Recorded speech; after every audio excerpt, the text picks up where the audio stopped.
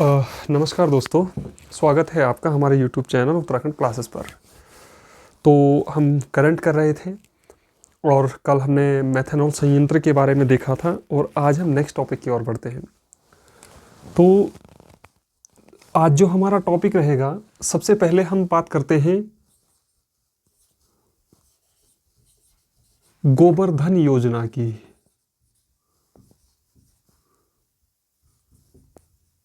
योजना, ठीक है।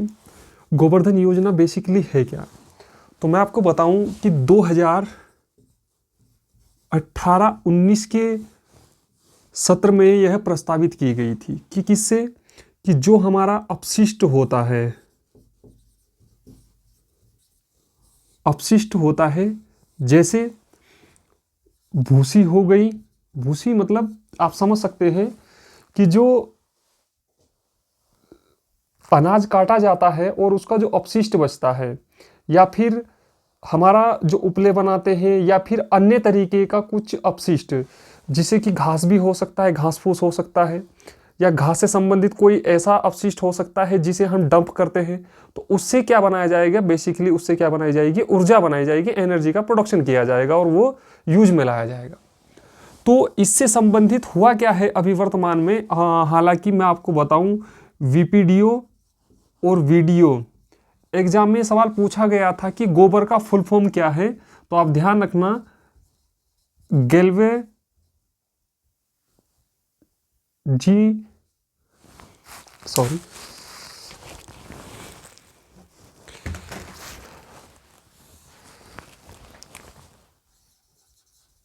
गैल्वेनाइजेशन,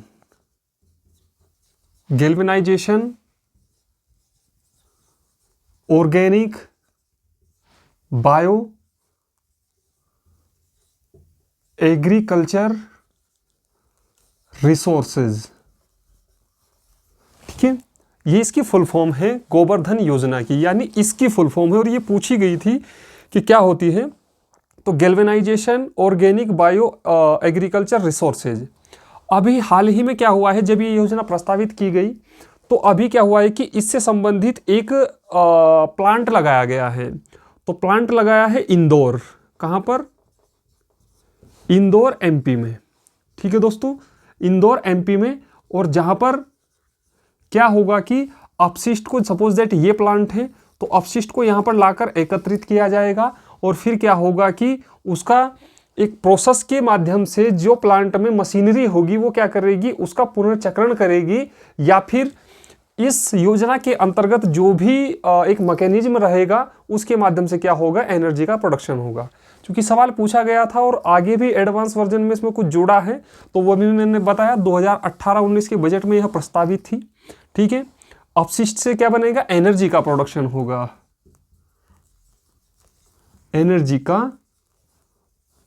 प्रोडक्शन, ठीक है। ये बात आपको ध्यान रखनी है। तो इसके बारे में हमने देखा। नेक्स्ट एक है अभी,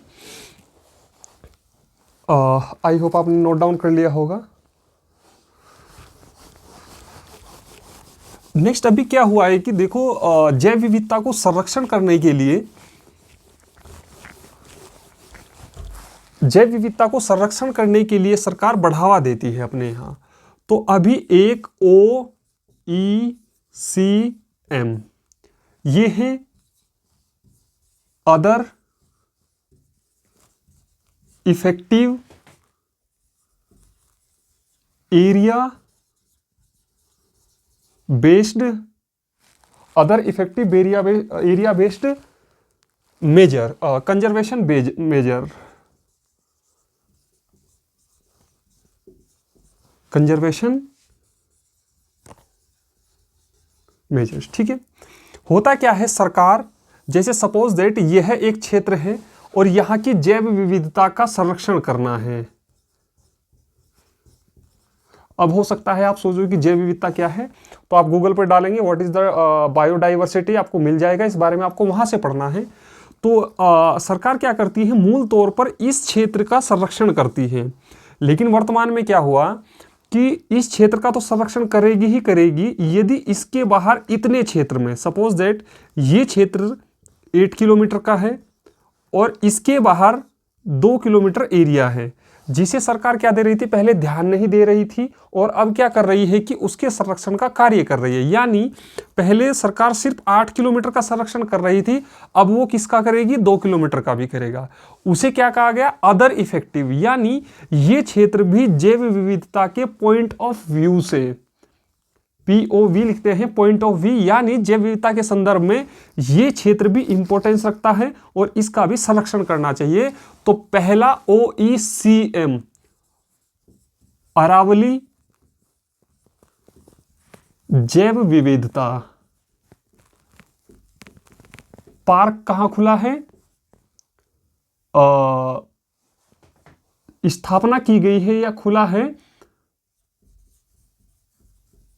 गुरुग्राम हरियाणा में।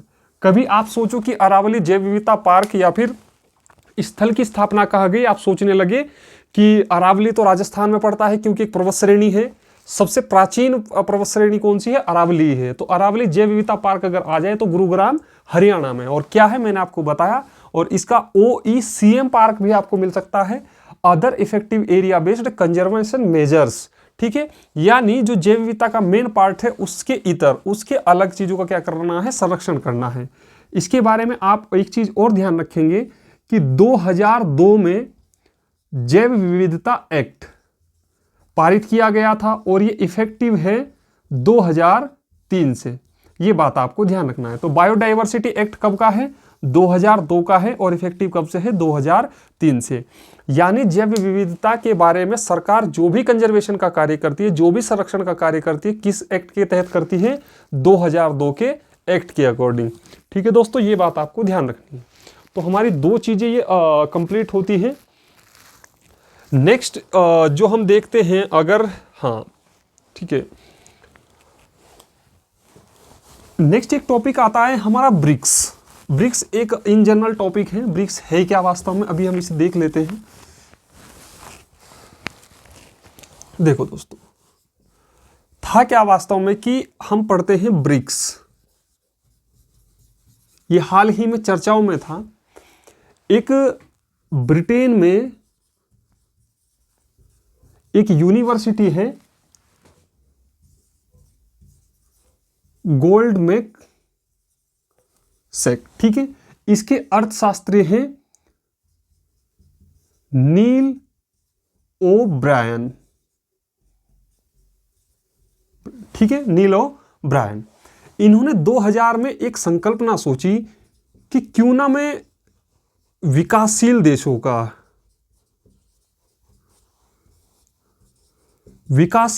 का एक संगठन का कॉन्सेप्ट दिया कि आप आपस में मिले और अपने आने वाली आगामी योजनाओं या फिर आप किस तरीके से साथ मिलकर कोलैबोरेशन करके आगे आप क्या कर सकते हैं, विकास कर सकते हैं। तो आप मिले और एक संगठन का निर्माण करें। तो इसी के संदर्भ में 2006 में, ठीक है, किसका निर्माण किया गया, ब्रिक, ठीक है। बी से ब्राजील, आर से रशिया, आई से इंडिया और सी से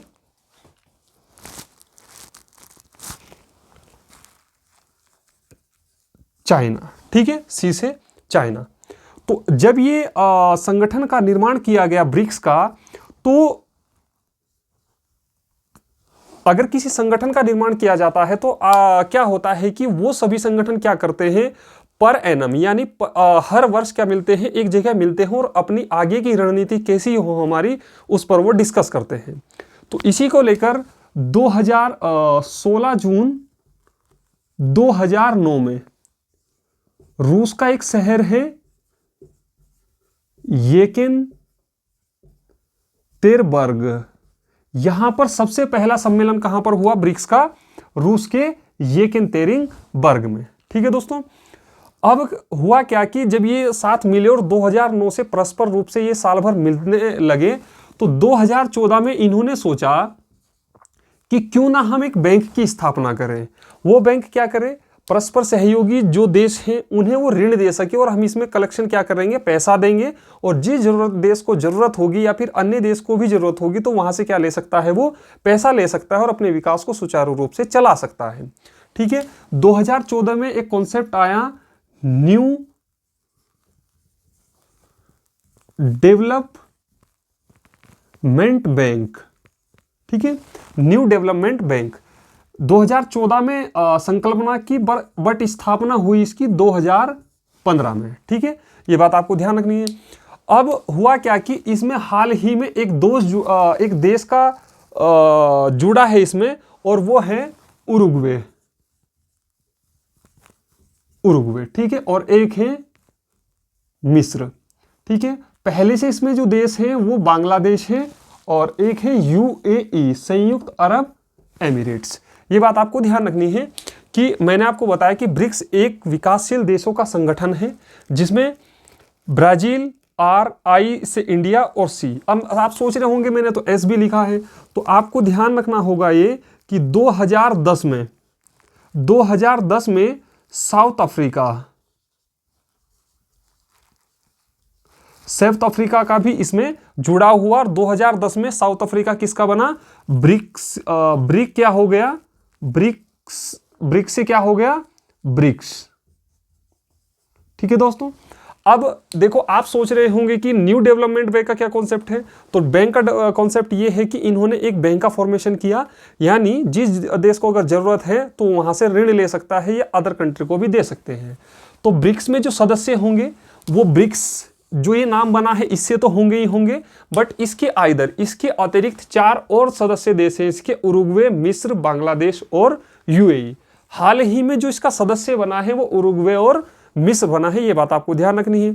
न्यू डेवलपमेंट की संकल्पना कब आई, 2014 में, स्थापना 2015 में। ब्रिक्स आपको अगर पूछे, ये दोनों सवाल अपर पीसीएस में पूछे गए हैं प्री में, कि जो ब्रिक्स था वो किस साइंटिस्ट या फिर किस अर्थशास्त्री की दिमाग की उपज था, नील ओब्रायन की, और किस यूनिवर्सिटी से थे वो, गोल्डमैन शेक। और कहाँ की है ये, ब्रिटेन की एक यूनिवर्सिटी है अर्थशास्त्र के ऊपर, यहाँ पर ये रिसर्च करते थे।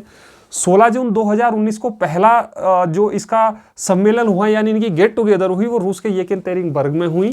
2022 का जो समिट है वो चाइना ने होस्ट किया, और आपको ध्यान रखना है 2023 का जो समिट होगा वो साउथ अफ्रीका होस्ट करेगी।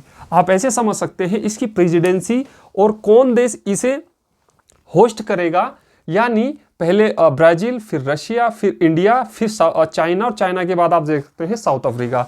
यानी साउथ अफ्रीका के बाद 2024 में कहां पर चला जाएगा, फिर से ब्राजील के पास। ये आपको ब्रिक्स के बारे में इतना ध्यान रखना है, इसका पास्ट, वर्तमान और फ्यूचर मैंने आपको समग्र रूप से बता दिया है। इसके इधर आपको और भी कुछ ज्यादा जानने की जरूरत नहीं है। ठीक है, आई होप आपने ये नोट डाउन कर लिया होगा। चलिए नेक्स्ट हमारा टॉपिक आता है अभी ILO। ILO भी यूकेपीएससी या फिर आइदर एग्जाम का अलग और भी आयोग का फेवरेट क्वेश्चन रहता है कि ILO क्या है। ILO international labour organisation. ठीक है, इसकी स्थापना सेकेंड वर्ल्ड वॉर का जो काल फर्स्ट वर्ल्ड वॉर का जो काल है वो 1914 से 1918 तक चला, और जब 5 साल, और यहां पर एक संधि हुई, वर्साई की संधि। ठीक है, वर्साई की संधि के बाद इस इंटरनेशनल संगठन का स्थापना की गई, यानी कब, 1919 में। यह बात आपको ध्यान रखनी है। तो इन्होंने हाल ही में एक रिपोर्ट जारी की है, world employment and social outlook.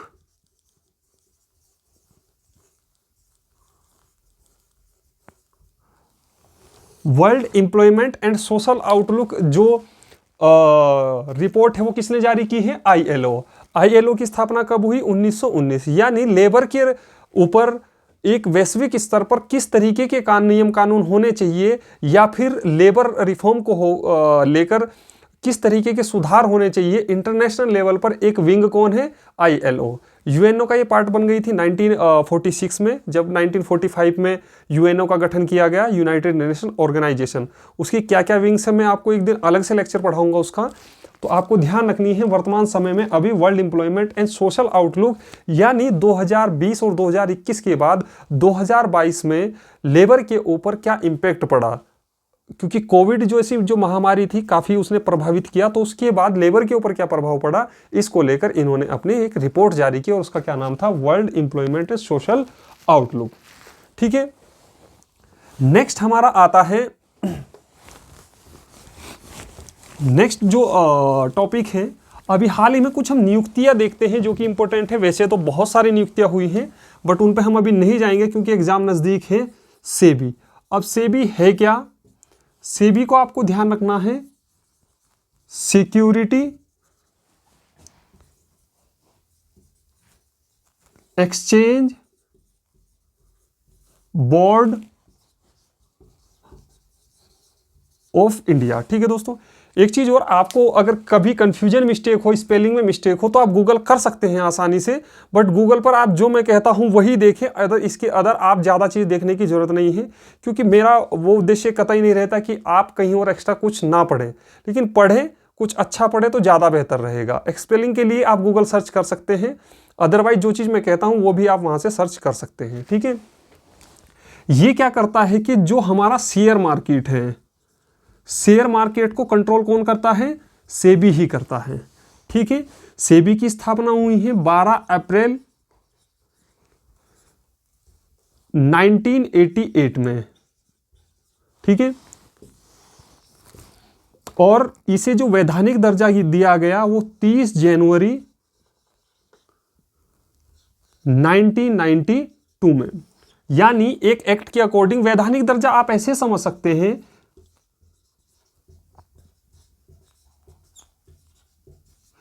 कि जब इसकी स्थापना हुई शेयर मार्केट को कंट्रोल करने के लिए, तो क्या था कि इसके पास लीगल अथॉरिटी पावर नहीं थी। यदि कोई शेयर मार्केट में गलत तरीके से व्यापार करता है तो उसे रेगुलेट करने का जो एक पावर थी वो काफी ज्यादा कम थी, लेकिन जब इसे एक वैधानिक दर्जा दिया गया तो इसके पास लीगल पावर आ गई थी। ये बात आपको ध्यान रखना है कि अगर जिसे भी वैधानिक दर्जा दिया जाता है तो उसके पास कानूनी पावर कुछ रूप से आ जाती है, इतनी बात आपको ध्यान रखनी है। इसकी जो हेड है यानी अध्यक्ष है, अभी जो अपॉइंट की गई है वो है माधवीपुरी बुच, माधवीपुरी बुच। ठीक है, और अभी कंफ्यूज मत होना कभी, ये एक सेबी है और एक है सिडबी। सिडबी, सिडबी की फुल फॉर्म है small industries development bank of India. यानी हमारे यहां जो डेवलपमेंट बैंक है छोटे वाले, और जो कि क्षेत्रीय ग्रामीण बैंक जिन्हें मूल तौर पर कहते हैं, उन्हें जो फाइनेंस करता है वो कौन करता है, सिडबी करता है। और इसकी स्थापना हुई है 1990 में। इसका जो HQ हेडक्वार्टर को अगर कभी भी मैं लिखूं तो HQ लिखूंगा, इसका हेडक्वार्टर कहां है, लखनऊ में। ठीक है, और अभी हमने जो ILO पढ़ा उसका कहां है, जेनेवा SWZ, यानी स्विट्जरलैंड में। कहां पर है, ILO जो हमने पढ़ा उसका मुख्यालय कहां पर है, जेनेवा स्विट्जरलैंड में। सिडबी का कहां है, HQ लखनऊ। और सेबी का अगर HQ आपसे पूछे तो इसका है मुंबई। ठीक है, ये सभी चीजें मुझे इसलिए बतानी पड़ी आपको, हेड हो सकता था माधवीपुरी बुच बचाकर आपको निकल जाता, लेकिन सेबी से अक्सर ट्रेडिशन से सवाल पूछे जाते हैं। तो स्थापना 12 अप्रैल 1988, 30 जनवरी 1992 को वैधानिक दर्जा। सिडबी अलग है, सेबी अलग है। सेबी शेयर मार्केट को रेगुलेट करता है, ये बात आपको ध्यान रखनी है। ठीक है, चलिए नेक्स्ट जो हमारा आता है अभी हाल ही में,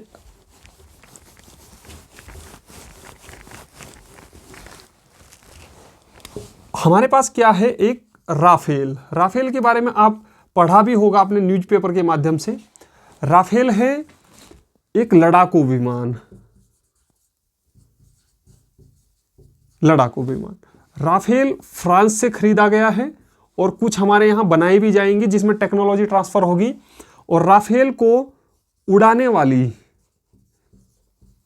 वाली प्रथम पायलट कौन है?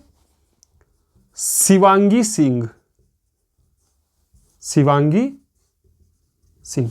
प्रथम फाइटर प्लेन को उड़ाने वाली कौन है? शिवांगी सिंह। वैसे नॉर्मली प्लेन को उड़ाने वाली या पायलट आपको मिल जाएंगे, लेकिन राफेल को उड़ाने वाली प्रथम जो पायलट ये हमारी महिला है वो कौन है? शिवांगी सिंह है। ये बात आपको ध्यान रखनी है। चलिए नेक्स्ट अगर हम देखें तो एक इब्राहिम सुत्तार हैं, एक व्यक्ति हैं इब्राहिम सुत्तार। इनका जो उपनाम है वो कन्नड़ कबीर के नाम से भी इन्हें जाना जाता है। कन्नड़ कबीर। हाल ही में इनका निधन हो गया है, तो हो सकता है कभी पूछ दे कि कन्नड़ कबीर किसे कहा जाता था, या इब्राहिम सुत्तार को अलग नाम से जाना जाता है, कन्नड़ कबीर के नाम से जाना जाता है। और ये क्या थे? ये धार्मिक प्रवचनकर्ता थे और सामाजिक कार्यकर्ता भी थे। ठीक है। और इसी के साथ आप ध्यान रखना, चन्नवीर कन्वी, ये भी क्या थे? एक कन्नड़ कवि थे। ठीक है, लेखक थे। ये बात आपको ध्यान रखनी है। दो व्यक्तित्व के बारे में हमने पढ़ा, तीन। एक तो बुच जी जो सेबी की हेड अपॉइंट हुई है, इब्राहिम सुत्तार और चन्नवीर कन्वी। ठीक है, शिवांगी सिंह हमने देखा। और नेक्स्ट हम देखते हैं एक होंडुरास देश है। ऐसे सवाल आयोग का ज्यादातर फोकस रहता है पूछने का।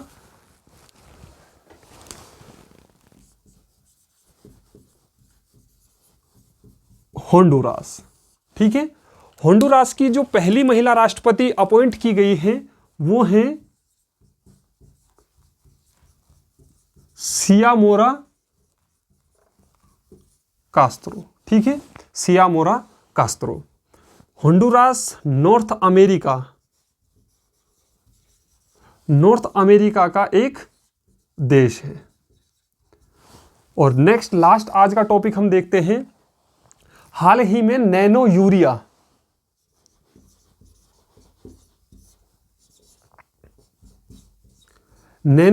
का जो प्लांट है वो कहां पर?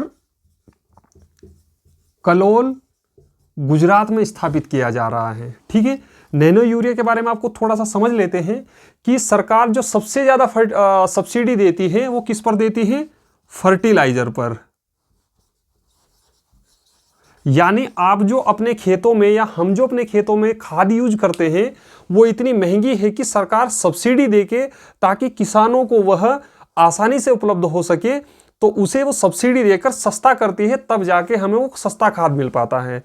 अब हो क्या रहा है कि जैसे कि ये खेत है, इसमें क्या कर रहे हैं कि हम 1 से 3 से 4 बैग हम खाद के डाल देते हैं यूरिया के, और जिससे क्या होता है? कंजप्शन बहुत ज्यादा होता है।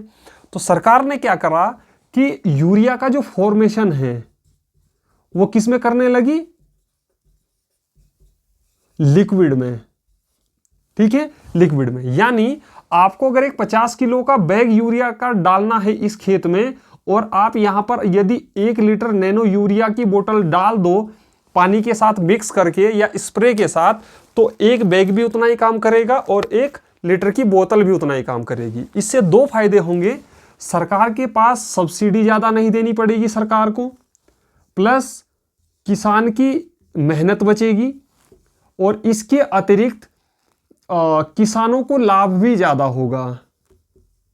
ठीक है, और इस तरीके से ये इसलिए भी इंपॉर्टेंट हो जाता है अपने आप में, नैनो यूरिया का प्लांट, यानी इसका एक बिजनेस के तौर पर किसानों को बेचने के उद्देश्य से भारत प्रथम देश है यानी वैश्विक स्तर पर कोई भी ऐसा देश नहीं है जिसने अपने यहाँ नैनो यूरिया का प्लांट स्थापित किया हो। हमने नैनो यूरिया का प्लांट स्थापित किया और वहां से प्रोडक्शन भी शुरू होने लगा है और किसानों को मिलने भी लगा है। आपके यदि किसी सोसाइटी के पास से गुजरेंगे जहां से खाद मिलता होगा तो अब वहां पर आप देखेंगे कि नैनो यूरिया लिखा होता है।